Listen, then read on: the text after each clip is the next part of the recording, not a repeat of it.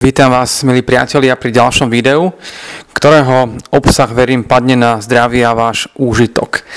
Tentokrát som si zvolil tak trošku neštandardnú tému pod názvom Ako si zvoliť pre seba správneho terapeuta či lekára. Na získanie odpovede si dnes prizvem tak trošku neštandardný a nekonvenčný pohľad na lekárskú astrológiu. Okrem odborných faktorov pri voľbe terapeuta je podstatný fakt, či daná osoba s vami chemicky súznie, či je s vami na tej istej vlnovej dĺžke. Ak si chceme teda ujasniť odpoveď na zvolenú otázku, nahliadnime v prvej línii do vlastného horoskopu, presnejšie do rozloženia znamení cez jednotlivé domy horoskopu. Nemusíte byť žiadnym astrológom či expertom, postačí vedieť, že každý horoskop pozostáva z 12 domov, tzv. Životných oblastí, a každý dom sa nachádza štandardne v jednom z 12 archetypov zodiaku. Rozloženie svojho vlastného horoskopu si môžete zistiť celou radou astrologických softverov dostupných na webe úplne gratis. Archetypy poznáme obvykle ako znamenia, teda ako barán, bík, blíženci, rak, lev, panna, váhy, škorpión, strelec, kozorožec, vodnár a zodiak uzatvárajú ryby. Každý z daných znamení nesie v sebe istý duchovný odkaz pre nás. V historickom období, keď lekár bol akýmsi polobohom podobným učiteľovi či farárovi, sa odpoveď na zvolenú otázku, koho si mám teda zvoliť za terapeuta, hľadala cez analýzu 9. domu v horoskope. V aktuálnom období sa však status lekára výrazne zmenil. Jeho spoločenská akceptácia i status sú niekde úplne inde, ako napríklad pred 100 rokmi. Z daného dôvodu budeme odpovede na našu otázku hľadať hlavne v 7. astrologickom dome.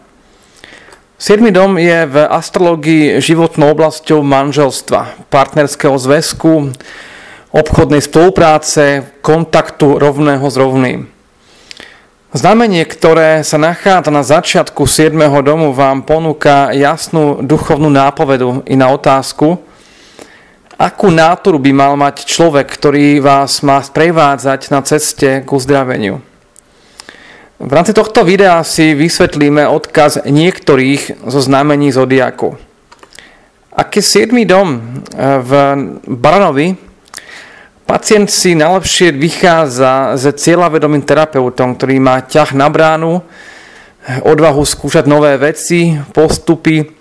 Osoba lekára je asertívna, terapeut je neraz schopný prekonať potenciálny vedomý alebo nevedomý odpor pacienta či klienta. Aký 7. dom v Bíkovi, pacient preferuje skôr niekoho, kto kladie dôraz na komfort, pohodu, eventuálne občerstvenie pri ošetrení alebo liečbe. Bík je archetyp konzervatívny, teda pacient je v tomto prípade zástancom skôr klasických riešení, nerád experimentuje, váži si hlavne stabilitu a spoľahlivosť zvoleného terapeuta. Ďalšie znamenie v poradí sú blíženci, ktorému vládne planéta Merkur. Je to archetyp zvedavosti, komunikácie a obchodu. Pacient či klient si v tomto prípade volí hlavne niekoho, s kým sa vie dobre zo srdca porozprávať, kde sa dokáže, ako sa hovorí, vykecať, komunikačne odventilovať. Sice sú prebrané témy skôr povrchné, za to dochádza k akej takej emocionálnej ventilácii u pacienta, ktorý neraz nemá nikoho, komu by sa mohol so svojimi ťažkosťami zdôveriť. Ak je 7. dom v znamení raka, pacient hľadá v lekárovi akýsi archetyp matky, niekoho, kto ho dokáže emocionálne vyživiť alebo podržať. Pre zmenu, ak je napríklad 7. dom v znamení škorpióna, pacient si zvolí skôr niekoho zbehlého psychoterapii, hypnóze, regrese, niekoho ochotného ponoriť sa do tajov tabuizovaných tém, akými sú sexualita, smrť alebo iné oblasti, o ktorých sa hanbíme alebo bojíme otvorene hovoriť.